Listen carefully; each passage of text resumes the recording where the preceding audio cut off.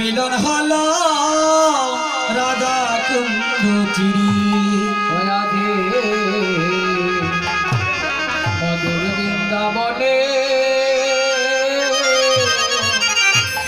ওরে মিলন হলো রাধা কুণ্ড তীরে আজি মধুর বৃন্দাবনে মিলন হইলা রাধা কুণ্ড তীরে আজি মিলন হইল রাধা কুণ্ড তীরে এগো কাঙ্গালে কাঙ্গালে দেখা হইল বহুদিনে এগো কাঙ্গালে কাঙ্গালে দেখা এগো কাঙ্গালে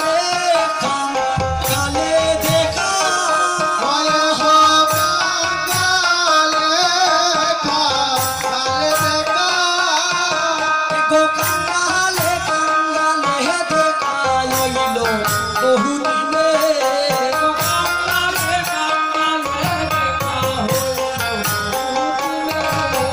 রাধা কুণ্ড তীরে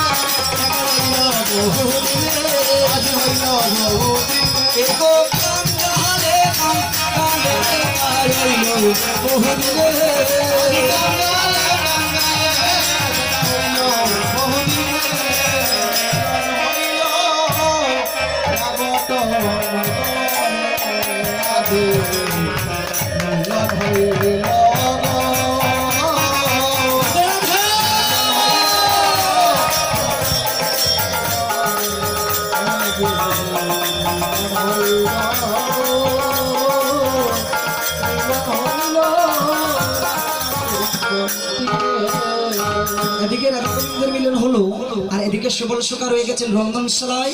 এদিকে কি করলেন? পূর্ণমাসী ভগবতী যোগমায়া শরণাপূর্ণ হলেন কৃষ্ণ, যিনি বিশ্ব ব্রহ্মাণ্ডের মালিক। তার যোগমায়া কি করলেন? অষ্টসখী সজ্জিত হয়ে আজ জটিলা মন্দিরে গিয়ে আজ জটিলা মাকে বললেন, মা আমরা সকল বধূরা একত্র হয়েছি, যমুনাতে জল ভরবার জন্য যাবো, তোমার বধূকে আমাদের সঙ্গে দিয়ে। তো এদিকে আজ চালাকি করে সুবল সুখাকে ঘরের বাইরে করে নিয়ে আসলেন। এসে যখন রাধাকুণ্ড তীরে মিলিত হলেন, প্রাণ গোবিন্দ সুবলকে বললেন, ও সুবল আসো, তোমার কারণে আজ আমার রাধারানী পেয়েছি।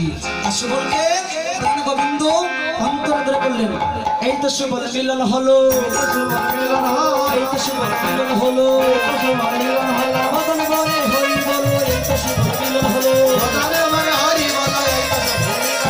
এই তো সুবল মিলন হলো, এই তো সুবল মিলন হলো, হরে মদন বলে হরি বলো, এই তো সুবল মিলন হলো, হরে মদন বলে হরি বলো, এই তো সুবল মিলন হলো, মদন বলে হরি বলো, এই তো সুবল মিলন হলো, এই তো সুবল মিলন হলো।